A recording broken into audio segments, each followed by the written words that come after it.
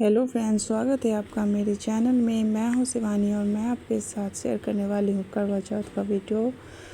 करवा चौथ यानी कि 20 अक्टूबर 2024 यानी कि आज के ही दिन करवा चौथ का व्रत है। तो आज के दिन कौन सा हम उपाय करें जिससे हमारे पति की आयु लंबी हो, हमारे घर में धन पुण्य भरा रहे और पूजन करते समय कोई भी ऐसी गलती हमसे ना हो। और पूजा का सबसे बड़ा रूप जी हाँ, करवा चौथ करने से पहले आपको ये पता होगा या आपने किया होगा करवा चौथ पहले, तो आपको पता होगा कि करवा चौथ की कहानी बहुत ही ज़्यादा महत्वपूर्ण मानी गई है। पीढ़ी दर पीढ़ी इस कहानी को पढ़ते आया गया है।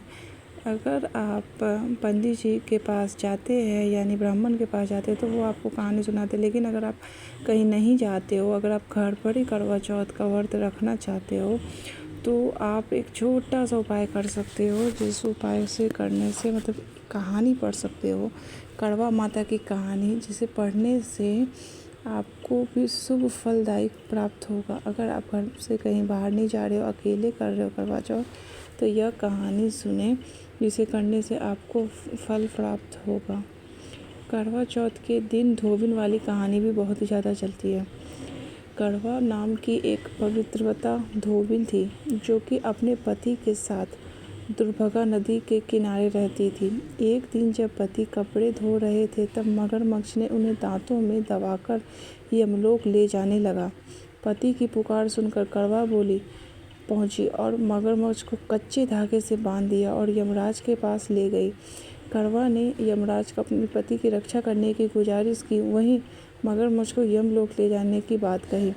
पति को बचाने की मदद नहीं करने पर यमराज को श्राप देने का एहसास दिलाया। यमराज ने डर के मगरमच्छ को यमलोक ले गया और उसके पति को दीर्घायु होने का वरदान दिया।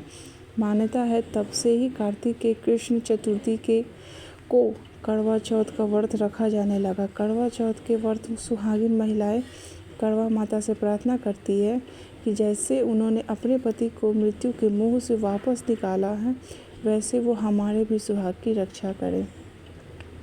इसी तरीके की और भी कहानियाँ हैं। अगर चैनल अच्छा लगे वीडियो तो लाइक एंड सब्सक्राइब करना। इसके अलावा भी आप दूसरी कहानी है जो कि करवा चौथ के दिन सुन सकते हैं, जो कि साहूकार और 7 बेटियों की कहानियाँ हैं। एक साहूकार के 7 लड़के और एक लड़की थी। साहूकार के बेटे अपनी बहन से बहुत प्यार करते थे। साहूकारनी के साथ उसकी बहुएं और बेटी की चौथ का व्रत रखा था। चौथ का व्रत में चांद देखकर ही व्रत खोलते हैं। रात में जब साहूकार लड़के को भोजन करने लगे तब उन्होंने अपनी बहन से भोजन करने के लिए कहा। इस पर बहन ने बताया कि आज मेरा करवा चौथ का व्रत है और मैं चंद्रमा देखने के बाद उन्हें अर्घ्य देने के बाद ही व्रत खोल सकती हूँ और कुछ भी खा सकती हूँ। सबसे छोटे भाई ने अपनी बहन की हालत देखी नहीं गई। वह दूर पेड़ पर एक दीपक जलाकर चलनी की ओट में रख देता है। दूर से बहन को दिखता है कि चलनी की ओट में दीपक चांद की तरह लगता है। ऐसे में वो ऐसा लगता है जैसे कि चतुर्थी का चांद हो। बहन को अपनी भाभी से भी कहा, चंद्रमा निकल गया है, व्रत खोल लो। लेकिन भाभियाँ उनकी बात नहीं मानी और व्रत नहीं खोला। बहन को अपने भाइयों की चतुराई समझ में नहीं आई और उसने देखकर करवा उस अर्घ को देने के बाद निवाला खा लिया। जैसे ही पहला टुकड़ा मुंह में डाली उसे छींक आ जाती है और दूसरा टुकड़ा डालते ही उसके बाल निकल जाता है और तीसरा टुकड़ा मुंह में डालते ही उसके पति की मृत्यु का समाचार उसे मिल जाता है। वो बेहद दुखी हो जाती है और उसकी भाभी सच्चाई बताती है कि उसके साथ ऐसा क्यों हुआ। व्रत गलत तरीके से टूटने के कारण माता नाराज होकर उन्हें यह श्राप दे दिया और अपने पति की संस्कार भी नहीं कर पाए। सती व्रत पुनर्जन्म लेकर वह सोलातुर होकर अपने पति के शव को लेकर 1 वर्ष तक बैठी रही। उसके ऊपर उगने वाली घास को इकट्ठा करती रही। उसे पूरे साल चतुर्थी व्रत किया और अगले साल कार्तिक चतुर्थी व्रत पर उसने पूरे विधि विधान से करवा चौथ का व्रत किया। शाम को सुहागिनों से अनुरोध करती कि यम सुई ले लो, 20 सुई ले लो, मुझे भी अपने जैसी सुहागिन बना दो। करवा माता और गणेश जी का आशीर्वाद पति पुनर्जीवित हो गया। जैसे ही गणपति और कड़वा माता ने उसकी यह दशा सुनी तो उसका सुहाग हमेशा के लिए अमर हो गया। इसे कहा जाता है कि सच्चे मन से अगर भगवान की श्रद्धा करो तो जीवन दान अवश्य मिलता है। इसके अलावा भी आप कोई कहानियाँ सुन सकते हो करवा चौथ के दिन, जैसे गणेश जी और अंधी बुढ़िया माई वाली कहानी भी आप सुन सकते हो। अगर आपने ये नहीं सुना तो प्लीज़ ध्यान से सुनना। एक अंधी बुढ़िया थी जिसका एक लड़का और बहू थी। वो बहुत ही गरीब थी। वो अंधी बुढ़िया माई प्रतिदिन गणेश जी की पूजा करती थी, चौथ के व्रत करती थी। माई के पूजन के प्रसन्न होकर एक दिन गणेश जी भगवान ने उन्हें दर्शन दिया और बोले कि बुढ़िया माई, तू रोज़ निस्वार्थ मेरी पूजा करती है, तो मांगो तुम्हें क्या चाहिए। बुढ़िया माई ने बोला, विघ्नहर्ता गणेश भगवान, मुझे तो मांगना नहीं आता, मैं क्या मांगूँ। तब गणेश जी भगवान बोले, माई मैं कल आऊँगा, तू अपने बहू बेटे से पूछ कर मांग लेना।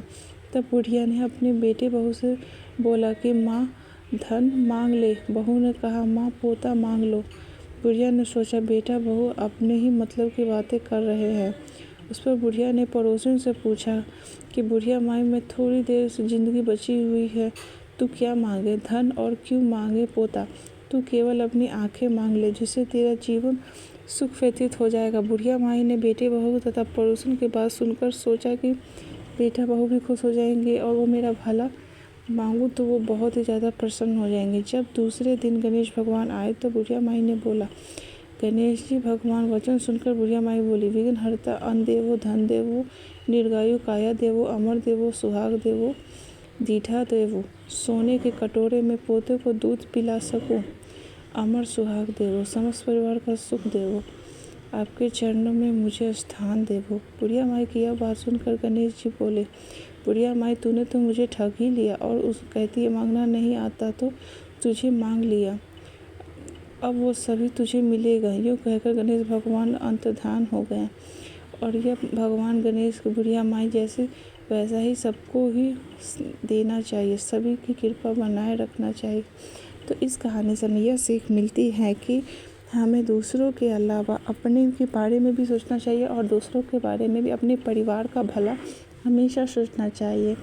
तो जोर से बोलिए करवा माता की जय, गणपति बप्पा की जय, भगवान शिव की जय, माता पार्वती की जय। और यह वीडियो और ये ऑडियो जो भी सुहागिन महिलाएं देख रही हैं उनका सुहाग हमेशा के लिए अमर रहे। मैं शिवानी फिर लेके आऊँगी आपके साथ ऐसी ही अच्छी सी video. Thank you for watching my video.